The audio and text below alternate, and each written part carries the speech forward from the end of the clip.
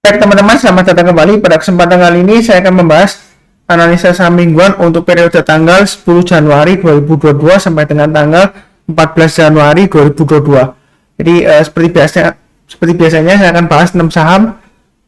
Saya mulai langsung dengan ASI. Jadi ASI ini pernah saya bahas sebelumnya ya, bahkan sering juga. Jadi intinya di sini 5.600 adalah support terdekatnya ya. Saya kembali lagi ke weekly-nya aja. Jadi saya sudah gambarkan sekitar 5.600 dan 5.550 ya. Itu stop loss maksimumnya karena low-nya sebelumnya dia sekitar area 5.550. Jadi sebenarnya sih untuk ASI ya, selama dia bertahan di atas 5.600 masih cukup potensial ya, seperti itu ya. Memang sebelumnya untuk ASI ini saya sudah ada yang kena stop loss ya, karena saya pasang stop lossnya di 5.600 dan 5.550 ya. Jadi yang 5.600 saya sudah jual karena dia sebelumnya turun di bawah 5.600 ya. Tapi kalau kita perhatikan ini weekly chartnya ya, memang 5.550 rupanya dia masih cukup kuat ya sejauh ini ya.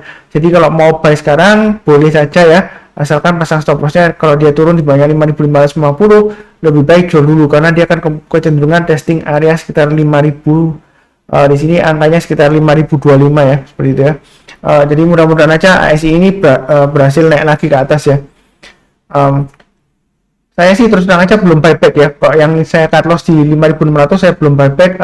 Nanti saya tunggu di 5.800 saja ya. Kalau dia sudah berhasil naik lagi ke atas 5.800 mungkin saya mau tambah lagi atau average up. Target price terdekatnya masih tetap sama ya. Resistennya di sekitar 6.000 sampai 6.025. Kalau dia berhasil naik ke atas 6.025 mau tambah lagi boleh ya. Target price berikutnya di 6.375.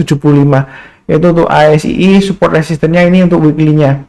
Jadi saya gambarkan untuk daily-nya ya. Ini saya sudah gambarkan. Yang sudah punya pasang aja stop loss-nya di 5.600 dan maksimum di 5.550. Kalau misalnya belum punya, kalau mau buy atau buy up atau average up, itu bisa tunggu kalau dia berhasil naik ke atas 5.800 kita buy ya.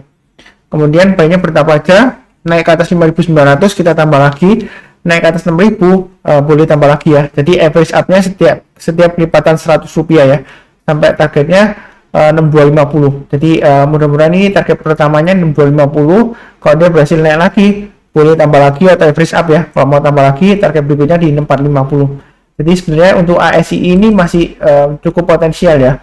Walaupun ini kalau kita perhatikan ya, untuk jangka pendeknya dan jangka menengahnya ya, dia cenderungan untuk jangka pendeknya ini cenderungan downtrend ya, seperti itu ya. Karena kalau kita perhatikan dia sempat rebound, tapi di sini high yang di sini itu lebih rendah daripada high yang sebelumnya di sini ya, dan arahnya masih ke bawah. Sebelumnya ini sideways-nya tertahan di 5.600 tapi sempat break di bawah 5.600 ya minggu lalu ya. Mudah-mudahan aja untuk minggu ini dan minggu berikutnya ya, dia masih berhasil naik ke atas 5.800 ya, dengan target price terdekatnya di 6.000 dan 6.250 ya. Mudah-mudahan sukses untuk ASI. Baik, berikutnya untuk Clio ya. Jadi ini adalah weekly chartnya untuk Clio. Sudah pernah saya gambarkan, memang Clio ini sedang testing area kurang lebih di area supportnya sekitar 450 sampai dengan 440. Jadi kalau saya sudah sebutkan, kalau buy sekarang ya stop lossnya pasang aja di 440 dan 436 ya. Itu untuk Clio. Jadi memang dia kecenderungannya dia sideways ya, naik 1-2 minggu kemudian dia balik lagi ke area supportnya sekitar 440 sampai dengan 450 ya. Jadi kalau mau buy sekarang spekulasi buy weakness boleh saja, asalkan pasang stop lossnya di 440 dan 436 ya. Mudah-mudahan dia berhasil naik dengan targetnya sekitar 500 sampai dengan 505 ya. Itu target price-nya kalau dia rebound. Memang kalau kita lihat dari daily chart-nya ya, untuk Clio ya, dia sifatnya untuk Clio ya, ini sudah dari dulu ya, sudah pernah saya bahas juga. Dia kalau naik biasanya naiknya dalam satu hari bisa naik tinggi ya, tapi biasanya euforia kenaikannya hanya 1-3 hari maksimum ya. Kemudian dia cenderung koreksi lagi ya. Jadi kalau kita perhatikan di sini, memang ini area buy weakness yang cukup menarik ya. Jadi kalau dia sudah koreksi, kalau mau buy weakness di sekitar area sekarang boleh ya, asalkan pasang stop lossnya di 440 dan 436. Jadi selama bertahan di atasnya 440 dan tidak membentuk low yang lebih rendah dari 436, dia masih peluang untuk naik lagi ke atas ya, seperti itu ya. Jadi belinya bertahap aja. Kalau dia naik ke atas 464 tambah lagi, naik ke atas 476 tambah lagi ya. Breakout ke atas 486, ada kemungkinan dia akan berusaha untuk naik lagi ke atas 500 ya, dengan target terdekatnya di 525. Jadi untuk Clio ini memang kecenderungannya dia sideways lagi testing area supportnya ya. Mudah-mudahan aja dia masih bertahan di atasnya 440 ya untuk Clio. Kurang lebih cukup. Berikutnya untuk PTRO ya. Jadi PTRO di sini kalau kita perhatikan, saya gambarkan weekly support dan resistennya. Di sini supportnya di 2110 ya. Resisten terdekatnya di 2310. Jadi ini sudah saya gambarkan. Kalau misalnya belum punya, kalau mau buy, boleh buy sekarang, boleh, asalkan pasang stop lossnya di 2100 atau 2110 ya. Saya sudah gambarkan garisnya ini. Kalau dia berhasil naik lagi ke atas 2310, mau tambah lagi atau average up atau buy up ya, silakan ya. Target berikutnya di 2560 dan 2950. Memang 2950 ini sebelumnya sudah saya gambarkan tapi belum berhasil ya. Di sini gagal ya. Ini 2 kali ya dia mencoba naik ke atas 2950, gagal, dia turun lagi koreksi. Untuk kali ini dia kalau mau buy sekarang boleh ya. Jadi bertahap aja. Nanti kalau dia naik lagi ke atas 2310 tambah lagi, target berikutnya di 2560 ya. Itu untuk weekly chartnya atau mingguannya. Kalau kita perhatikan untuk daily chartnya ya seperti ini ya. Jadi untuk PTRO ini memang sebelumnya dia sudah breakdown dari garisnya 2210 ya. Kemudian dia berhasil naik lagi. Ya, kalau mau buy sekarang boleh nggak Mas Sunar? Boleh ya. Pasang aja stop lossnya di 2210 dan 2140 ya. Maksimum di 2100. Tapi kalau Anda beli sekarang, ini terus terang aja jangka pendeknya dia masih cenderung downtrend ya, walaupun ini sempat sideways breakdown ya, ini mulai rebound lagi, tapi secara keseluruhan dia masih cenderung lesu ke bawah. Jadi kalau mau buy jangan terlalu banyak ya, belinya bertahap aja, naik ke atas 2300 tambah lagi, naik ke atas 2360 tambah lagi ya. Target price terdekatnya atau resisten terdekatnya di 2450. Kalau dia berhasil naik ke atas 2450 ya, kita mau tambah lagi boleh ya. Target berikutnya masih memungkinkan di 2650 dan 2740. Jadi 2650 ini sudah saya gambarkan kurang lebih di area ini ya. Ini swing high di sini, ini ada swing high 2650, kemudian 2740 ini kurang lebih di area, kalau kita mundur ke belakang ya, jauh ya. Ini di area targetnya sekitar Fibonacci extension 100% ya. Sebelumnya saya tarik garis Fibonacci extension dari sini, titik pertama, titik kedua, dan pullback ini ya, koreksinya. Jadi target price-nya untuk extension 100% di sekitar 2740 ya. Sebelumnya sudah berhasil tercapai, dia sudah tercapai, kemudian dia koreksi, dia tercapai lagi, kemudian dia koreksi ya.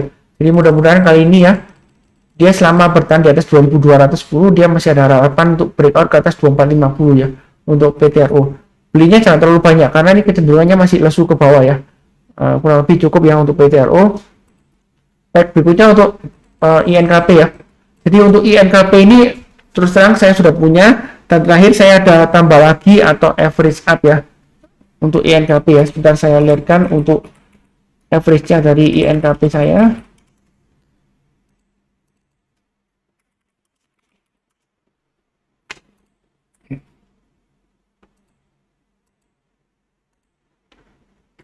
Masih belum ya, masih lama ya loadingnya. Jadi saya bahas dulu aja ya di sini ya. Jadi ini saya sudah gambarkan, kalau yang rajin nonton ya, naik ke atas sebentar weekly-nya dulu ya. Ini grafik mingguannya untuk INKP ya. Jadi sudah saya gambarkan support resistennya. Supportnya di 7625, resistennya di 9250. Jadi yang ikutin channel saya ya, selama di atas 7625 dia masih cukup bagus peluangnya untuk capai target pertamanya di 9250. Kalau dia berhasil naik ke atas 9250, breakout ke atasnya, target berikutnya di 10.275 ya. Itu untuk INKP ya. Saya rasa sih dalam 1-2 minggu ke depan atau 3 minggu ke depan ya, dia masih ada peluang untuk breakout ke atas 10.000 ya, dengan targetnya di sini sekitar 10.275 ya, mudah-mudahan ya. Kemudian kalau kita lihat dari daily chartnya, ini area buy mungkin sudah saya sebutkan juga ya, di analisa saham harian juga saya sudah sebutkan. Di sini saya sudah sebutkan naik ke atas 8.075 boleh buy ya. Mungkin ada yang bilang, oh Pak Sunar, sebelumnya naik ke atas 8.075 saya buy, ternyata dia turun lagi, ini naik lagi, turun lagi gitu ya. Ya kadang-kadang memang saya sudah sebutkan ya, kalau ikutin garis saya, misalnya buy-nya kalau sudah berhasil naik ke atas 8.075, ya stop loss-nya ya agak jauh ya. Memang ciri khasnya INKP seperti itu, fluktuasinya agak tinggi. Jadi kalau pasang stop loss 775 ya masih aman ya. Ini naik ke atas 8425 boleh tambah lagi atau average up. Nah, kalau Anda sudah buy lagi sesuai dengan garis yang saya berikan, jadi pasang aja trailing stop-nya dimulai dari 8425 ya. Kemudian kalau dia turun lagi di bawah 8075, lebih baik sih jual dulu, karena kemungkinan dia testing lagi di area sekitar 7325 sampai dengan 7475 ya. Ini area yang sudah saya gambarkan garis-garisnya. Jadi intinya selama dia bertahan di atas 8075 masih cukup bagus untuk INKP ya. Memang sabar. Kalau kita tarik garis di sini ya, ini sudah saya garis. Memang sebelumnya dia downtrend ya, tapi kalau saya luruskan garisnya ini ya, dia sudah mulai breakout ke atas ya. Jadi berjuang untuk naik. Kalau dia naik lagi ke atas 8700 mau tambah lagi, atau yang tipe buy high sell higher silakan buy. Naik ke atas 8700 buy. Targetnya dia akan berusaha untuk naik ke atas 9025 ya. Ini sudah saya gambarkan. Naik ke atas 9025 tambah lagi dengan targetnya 9450, 9700 dan kurang lebih sekitar 10200 masih memungkinkan ya. Karena ini saya tarik garis Fibonacci retracement dari swing high yang sebentar ya. Saya tarik di swing low di sini dan swing high di sini ya. Jadi kalau Fibonacci retracement 61,8% itu di area sekitar ini ya 8940 ya. Jadi targetnya masih memungkinkan untuk naik ke atasnya ya. Jadi kalau dia berhasil naik ke atas 9025, jangan ragu-ragu untuk tambah lagi atau average up ya. Jadi jangan takut ketinggian. Karena kalau dia sudah berhasil naik ke atas 9025, dia akan terbuka kemungkinan besar akan breakout ke atas 10.000 ya, seperti itu ya. Kita jangan terlalu takut. Sebentar, ini kan resisten sebelumnya 9025, dia berhasil naik, kemudian nggak lama lagi dia turun lagi koreksi ya. Jadi kita jangan terlalu kaku ya. Kalau sebelumnya dia gagal kena resistennya, kemudian dia turun, kemudian kalau kali ini dia breakout lagi ke atas ya, tembus ke atas resistennya, kita jangan takut bakalan turun lagi, belum tentu ya. Jadi bisa saja dia breakout ke atas membentuk resisten yang lebih tinggi lagi di atasnya ya. Jadi yang penting adalah fokus di garis-garis yang sudah saya berikan ini ya, sudah saya bantu ya. Jadi kalau naik lagi mau tambah lagi atau average up silakan, tapi kalau turun ya jangan lupa pasang trailing stop atau stop lossnya ya, seperti itu ya. Tadi untuk INKP ya, saya mau cekkan dulu untuk average saya ya, saya nggak ingat, bentar saya sudah buka aplikasi dan INKP saya punya average-nya di sekitar 8158 ya. Jadi profitnya saat ini sekitar 4%-an ya, seperti itu ya. Ya lumayan lah seperti itu ya. Jadi mudah-mudahan aja dia masih berhasil naik ya. Sejauh ini masih cukup bagus ya. Kurang lebih cukup untuk INKP. Berikutnya untuk MDKA. Jadi dari weekly-nya ini resistennya sudah saya gambarkan 4000 ya.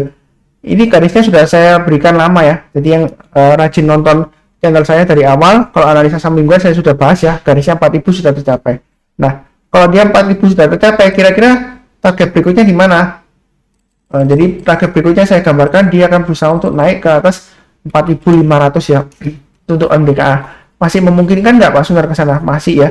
Ini walaupun kalau kita lihat ya, dia suka membentuk ekor panjang ini ya. Bodinya kecil-kecil ya. Dia masih cenderung uptrend. Jadi uptrendnya ini masih cukup bagus ya. Jadi kita jangan terlalu takut juga, tapi jangan terlalu agresif juga ya. Yang penting tetap sabar, fokus dan disiplin ya. Memang di sini kalau di bawahnya 4000 lebih baik sih jual dulu. Kita kalau mau buy lagi tunggu kalau dia berhasil naik lagi ke atas 4000 ya, seperti itu. Karena kalau dia masih di bawahnya 4000 masih kecenderungan ada kemungkinan dia akan testing lagi di sekitar area 3500. Jadi kalau belum punya, kalau mau pakai grafik mingguan support resistennya, tunggu aja di area 3500. Kalau kita buy on weakness itu bukan berarti turun di bawah 3500 kalau langsung kita beli, enggak ya. Kita belinya kalau dia sudah berhasil rebound atau mantul ke atas 3500 ya. Kalau misalnya tunggu buy on weakness di 3500. Itu untuk grafik weekly-nya atau mingguannya. Kemudian untuk daily-nya di sini ya, uptrend-nya masih cukup bagus. Ini 4000 dia tembus, sebelumnya gagal turun lagi, dan terakhir dia berusaha naik tapi terakhir gagal lagi ya. Jadi yang sudah punya pasang aja trailing stop-nya atau stop loss-nya di paling dekat ya, 3900 sampai 3810. Maksimum stop loss-nya 3600 ya. Kalau dia turun di bawah 3600 lebih baik jual dulu ya. Ini kalau dari daily chart-nya ya. Jadi kalau dari weekly-nya tadi kan saya gambarkan 3500 area support-nya ya. Seperti itu ya. 3500. Tapi kalau dari daily-nya ini saya gambarkan memang agak beda ya support resistance-nya untuk daily-nya. Ini 3600. Jadi kalau turun banyak 3600 lebih baik jual dulu. Kita belinya kalau mau buyback atau buy on weakness, kalau dia sudah berhasil rebound ke atas 3600 barusan kita beli ya. Itu tunggu di area sini kalau yang mau buy on weakness. Kalau mau buy sekarang sebenarnya nanggung ya kalau buy sekarang. Ini kalau kita perhatikan di sini ya, cenderung dia konsolidasi atau sideways pendek ya, sekitar area 3810 sampai dengan 4000. Pernah breakout dia turun lagi ya, seperti itu ya. Buy sekarang ada dua pilihan, buy on weakness di area 3600 atau tunggu sekalian kalau dia breakout Jadi kalau dia naik ke atas 4140, bagi yang berani buy high sell higher, mau buy silakan ya. Target berikutnya di 4400. Jadi kalau naik lagi ke atas 4200, boleh tambah lagi atau average up ya. Jadi breakout ke atas 4140, buy, naik ke atas 4200, tambah lagi, target price terdekat di 400 ya. Lebih seperti itu untuk MDKA ya. Mudah-mudahan dia sukses.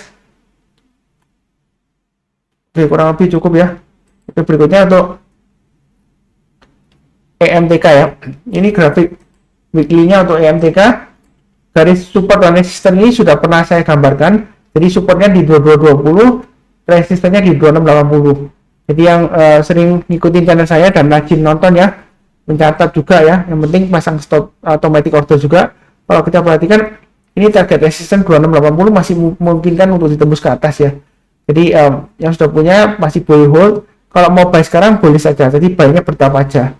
Nanti untuk average up-nya ada di chart daily-nya ya. Nanti saya bahas setelah ini ya.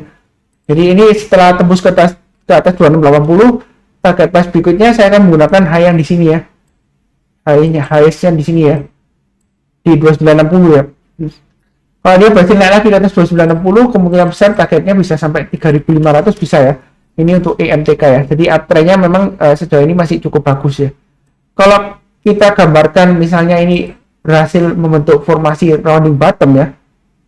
Kalau dia berhasil tembus ke atas 2960, kira-kira dia bisa masih terbang tinggi lagi nggak Mas Unar? Bisa ya. Kemungkinan selalu ada ya, tapi saya nggak bisa memastikan 100% gitu ya.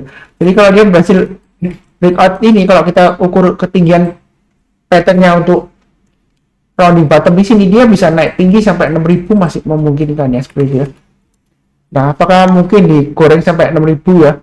Semua kemungkinan selalu ada, karena kalau kita perhatikan sebelumnya ya, di tahun 2020 di bulan September ketika dia mulai breakout ini ya, mulai bangkit ya, itu dia dari harga bawah sampai atas ya seperti itu ya. Jadi ini sebenarnya masih ada peluang, tapi kita jangan terlalu agresif juga ya. Yang penting pasang stop loss. Kalau dia turun banyak 2220, lebih baik sih jual dulu ya, karena ada kemungkinan dia akan testing area supportnya 1835. Itu untuk weekly-nya atau mingguannya. Kalau untuk daily-nya ya, ini yang bagi yang belum punya ada dua pilihan. Kalau mau buy minus ya, tunggu di 2320 atau 2150. Artinya kalau dia koreksi di bawah 2320, kita belinya kalau dia sudah berhasil rebound ke atas 2320 atau di 2150 ya tunggunya ya. Itu bagi yang mau buy on weakness, yang belum punya ya. Yang sudah punya jangan lupa pasang trailing stop atau stop loss di 2410, dan ini ada 3 level ya, 2360 dan 2320. Itu yang sudah saya gambarkan. Jadi bisa pasang trailing stop atau stop loss bertahap ya seperti itu ya. Kalau yang mau buy sekarang sebenarnya sih boleh saja, asalkan pasang stop lossnya di 2360 dan 2320 ya. Tapi belinya jangan terlalu banyak, kita belinya bertahap aja. Kalau dia naik lagi ke atas 2520 tambah lagi, naik ke atas 2580 boleh tambah lagi ya. Jadi sistemnya average up. Memang garis-garisnya ini yang saya berikan agak pendek ya, average up-nya ya. Jadi karena kalau kita perhatikan untuk candle di sini seringkali dia pendek ya kenaikannya ya. Memang pernah breakout, tapi kemudian dia berikutnya dia kenaikannya juga pendek ya di sini ya, bodinya ya. Mulai dari kepala sama ekor juga tidak terlalu tinggi ya.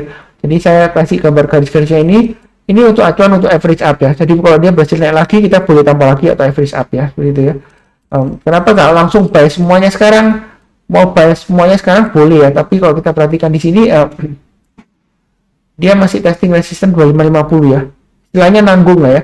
Tunggu sekalian breakout, kita tambah lagi kalau mau tambah lagi, atau tunggu di area buy weakness paling dekat di 2320 atau yang agak bawah di 2190.